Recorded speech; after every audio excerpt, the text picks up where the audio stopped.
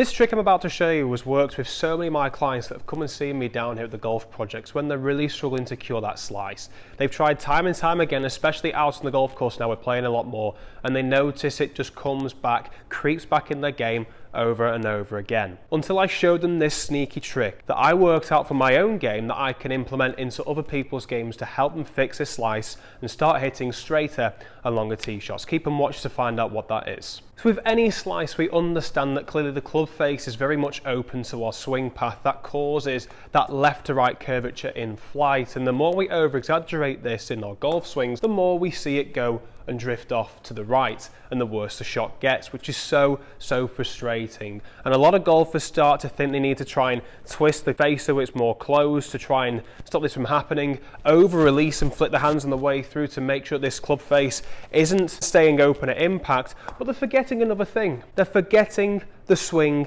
path. So no matter how hard you try and close that club face at impact, if the swing path is well out to in, you're only going to do the complete opposite and hit them miles to the left. So what is it that's so sneaky that not many people know about that's going to help you fix that slice for good? And it's something to do with your swing path itself. This swing path trick I'm about to show you here eliminates those slices for good. Have any of you stood over the golf ball not wanting to hit it to the right, and they do this with their feet? What am I doing here in relation to my target line from where the mat is? My feet are aiming very far to the right. And this is a no-no for anyone that's wanted to try and stop fixing that slice. You heard me right.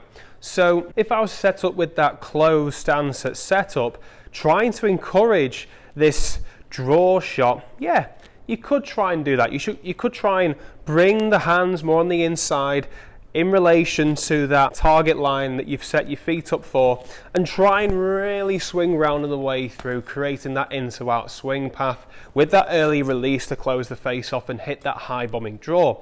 But there's something that's stopping you from doing this. There's something that's stopping so many golfers out there doing this, and it just baffles me, because they step onto the tee, that first tee, under a load of pressure, and they stand like this to really try and ensure that they're not going to slice the golf ball, and time again they do this. So just watch this. And I brought this camera angle much closer because you want to watch this very carefully. I'm just going to set up and hit a tee shot for you now. I'm going to close off my stance. I'm going to really encourage that in to out path, and let's see where it goes.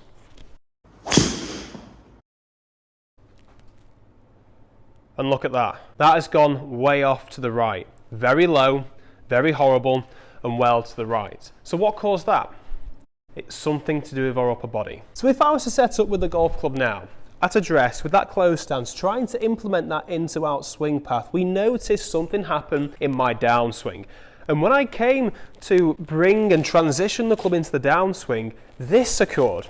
That out to in path, it doesn't matter how we swing it on the way back, if it's going to go on the outside here, because the golf swing works in reactions, and we swing to the top here, and then we feel this action because we've gone too far on the inside, it's going to encourage even more of a slice. So here's what you want to do. Rather than setting up closed off with the feet, check something else in your setup. What's going on with my shoulder alignment here? It's pointing miles to the left, and the shoulder alignment has a much higher influence on the swing path than the feet alignment at the address position of the golf swing. So no matter how far I bring my feet here, if my shoulders are always open and I try and swing on the inside, my left shoulder is always going to encourage this action on the way through, which is going to cause that massive slice. So dead simply at address, make sure your feet are more squared off as opposed to being too closed, making sure that ball position is in the front of the stance in line with the lead heel. And what you're going to do here is you're going to feel this right shoulder here tilting away and the left shoulder tilting towards the golf ball like so. And if you place the club across your shoulders like so, and just do this until you start to see that club shaft matching your feet alignment, that indicates that now your shoulders are nice and square. So it'll almost feel like this left shoulder here is more closer to the ball as opposed to this right shoulder tilting more away. This is going to allow you now to swing more effectively on the downswing, bring the club on a more preferred shallower angle of attack, and with that early release that you're trying to create, you should see those high bombing draws. So let's put this into practice. We've set up with a closed stance. Just move that left foot, that lead foot slightly further back just so it's more square, and then bring the club shaft itself here and just move that right shoulder back and the left shoulder forward. And just encourage that early release to take place. Let's see if that drawed. There you go.